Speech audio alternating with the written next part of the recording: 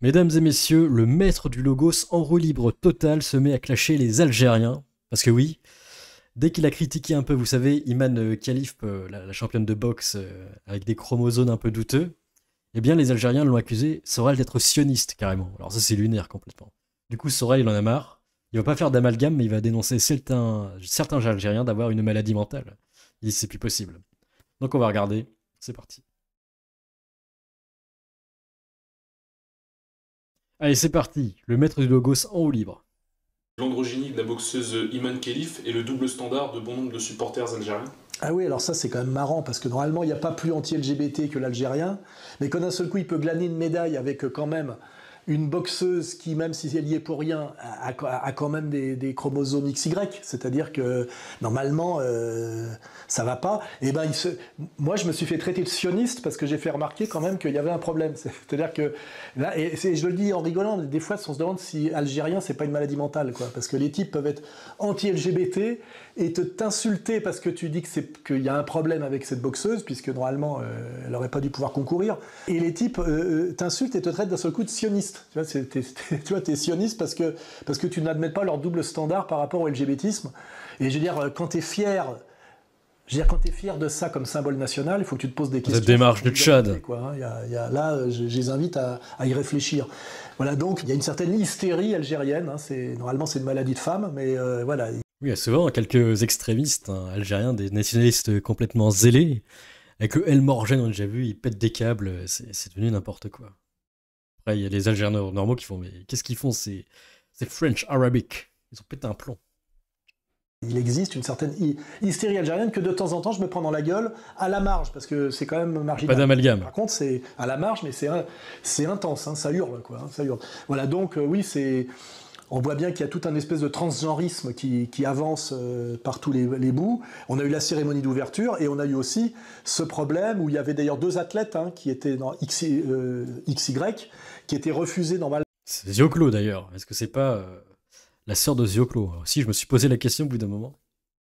Par les instances de la boxe qui sont normalement dans la main des Russes, là, et puis comme ils ont été sortis, et ben, le CIO les a validés. Voilà, donc c'est triste que les Algériens servent de levier et d'alibi à la progression du LGBTisme dans le sport. Ça va un peu trop loin peut-être là. Ils prétendent être les plus traditionnalistes possibles. Alors, donc il y a dès que, comment dirais-je, la prestige nationale est en jeu, ils ont les fils qui se touchent, quoi, on va dire. Mais on le sait déjà, hein, on a l'habitude. Hein. Je ne veux pas aller plus loin sur le sujet, mais ce sera ma petite phrase. Parfois, je me demande si algérien, c'est pas une maladie mentale. Voilà, je condamne avec fermeté ces propos, par contre, à la fin. Mais voilà, c'est intéressant, la vie du maître du Logos qui se fait lui-même traiter de sioniste. Limite, après, il va critiquer El Morgen et après, on va encore le cancel. Super sioniste. Mais là, j'ai encore eu une théorie encore plus loufoque sur Soral. Et si Soral était un agent du Mossad pour créer une opposition bizarre, étrange, pour décrédibiliser, en fait, le camp des anti-sionistes. Là, ça va trop loin. C'est comme si on pensait comme Zinch avec des magouilles et des complots partout. Comme Ulfric Sombrage, vous voyez, Ulfric Sombrage dans Skyrim. Est-ce que ce serait pas le Alain Soral qui pense libérer Barre de Ciel de l'envahisseur du Talmor? Mais au final, c'est l'idiot utile du Talmor, si vous voyez ce que je veux dire. Mais bon, là, ça va trop loin. Ça, c'est les experts en géopolitique comme moi qui peuvent parler de trucs comme ça. L'agent dormant, comme on dit dans le milieu. Hein, c'est pas moi qui le dis. Parce que oui, techniquement, ils l'ont pas tué, le maître du Logos. Si j'étais le Mossad, il aurait fait une crise cardiaque dans son sommeil. Le maître du Logos, il serait jamais réveillé, en fait. Mais bon, on laisse en vie et on laisse ici. Donc c'est bizarre. Pourquoi le Mossad ne supprime pas Soral? Ils auraient les moyens, techniquement, vu que c'est la plus grande superpuissance du monde. C'est bizarre. Vers des Indes brumeuses, comme on dit. Et pendant ce temps-là, une Chinoise qui vit à Paris, eh bien, s'est trompée de quartier et elle est à Barbès. Alors, ça n'a aucun rapport avec les barbares. Pas de barbarie ici. C'est assez lunaire. Mais elle a ressenti une grande peur. Paris, ce n'est plus ce que c'était apparemment. Chacun est confronté à Night City au moins une fois dans sa vie, de toute façon.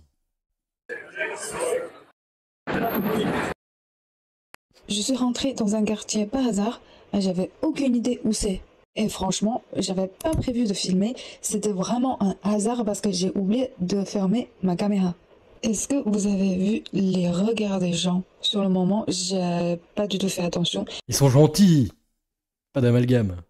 Mais après, quand je fais le montage, ça me fait encore plus peur. Joule, il fait Joule, c'est Joule. Jules. Ni hao, ni hao. Elle a dit, ils ont dit Niao, Niao. Oh, ça, C'est fort.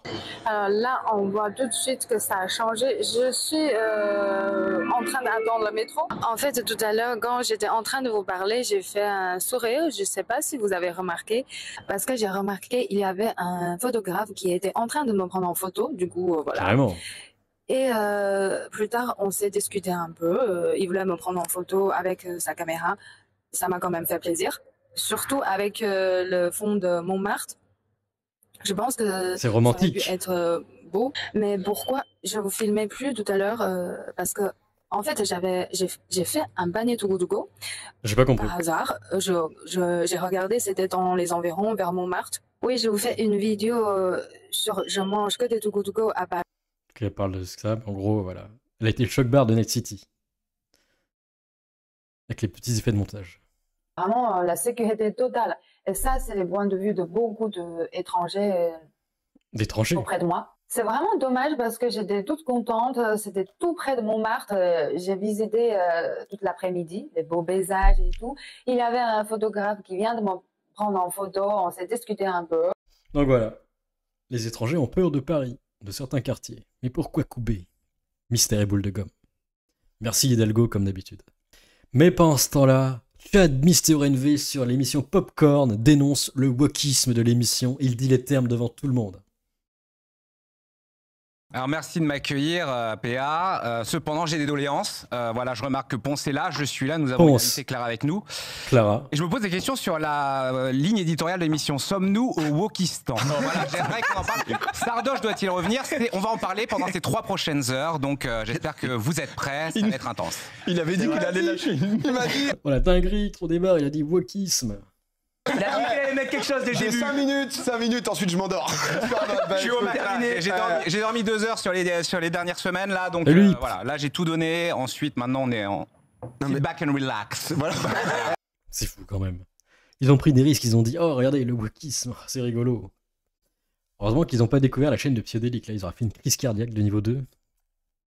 Et pendant ce temps-là, tout haut de l'échelon mégacorpo, Laurent Wauquiez s'est offert avec l'argent public un repas de senior pour 6 personnes à 5000 balles. Avec des journalistes de valeur actuelle, la région conteste ce montant et évoque une facture inférieure à 2000 balles. C'est pas mal quand même. Le Wauquiez Dream. Merci la région. Il s'est régalé ce repas de senior. Après peut-être qu'il y avait bench and cigar dans le tas et il a mangé pour 5000 balles d'entrecôte. Hein. Des entrecôtes Wagyu s'il vous plaît, hein, de la haute qualité. C'est pour ça. Et pour finir, nous allons voir les innovations technologiques d'Elon Musk, mais moi je vais apporter mes petites critiques parce que je suis pas tout à fait convaincu. Déjà, en premier, il y a eu le bus wagon électrique autonome. Alors ça, je vois pas l'intérêt. Tu pourrais créer un bus tout simplement, un bus électrique. Il est juste une gueule futuriste, on dirait une coccinelle le truc. Ou alors le casque d'Iron Man, mais qui avait un crâne d'alien peut-être à la limite. Mais je vois pas l'intérêt quoi. Ok, ça a l'air compact, mais bordel, c'est pas pratique. Hein. C'est juste stylé en fait. Après, il sera peut-être jamais en grève. Mais au moins, j'ai vu, si tu roules sur... Tu peux pas rouler sur des gens vu que le bas est tout petit. Donc techniquement, tu fais juste un bonk. Ça, j'ai jamais compris aussi sur les voitures, pourquoi c'est un peu trop élevé. Genre, il pourrait mettre une pente à, je sais pas, à 45 degrés. Comme ça, si tu roules sur le quelqu'un, il fait une méga roulade au lieu de passer sous la bagnole. Enfin, je sais pas si vous voyez.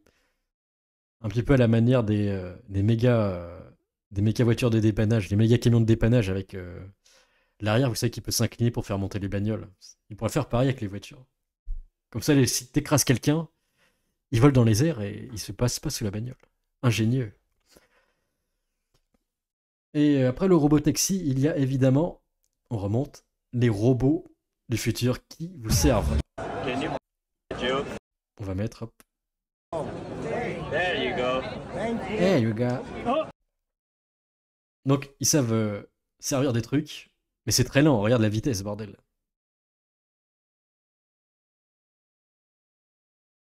C'est lent, bordel.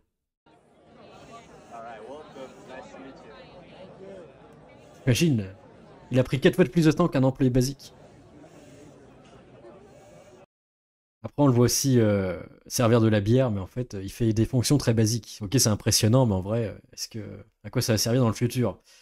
Parce qu'avec ça, on va se retrouver avec une limite technologique, c'est comment tu vas augmenter sa vitesse, en fait, tout simplement. Il va être limité en vitesse. Ou alors, il va pomper énormément de batterie. Et s'il pompe énormément de batterie, il va peser plus lourd parce qu'il fait une grosse batterie. Donc, on est dans une boucle, en fait, on est fini, et je pense qu'on ne pourra pas dépasser des vitesses très élevées. Je vois pas l'intérêt, du coup, de servir un café à 2 km/h. Voilà, il y a d'autres extraits ici. On les voit, ils sont assez lents, hein. Ils font le job, mais à part marcher, ils servent à pas grand-chose, en fait. Comme je l'avais dit précédemment au chat, même pour une utilisation militaire, bah, les petits drones, c'est pas cher, parce que là, ok, regarde. Il fait des trucs trop basiques, mais à quoi ça sert? Il a combien? 2 heures d'autonomie, peut-être, à tout casser? Et ouais, il y a beaucoup trop de paramètres à prendre en compte, hein. C'est pas un robot aspirateur basique.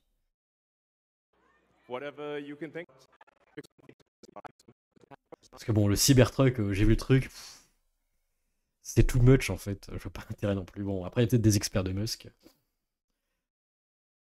C'est le Musk Dream. Qu'est-ce que vous en pensez? Laissez vos avis dans les commentaires. Allez, à plus. Amogus.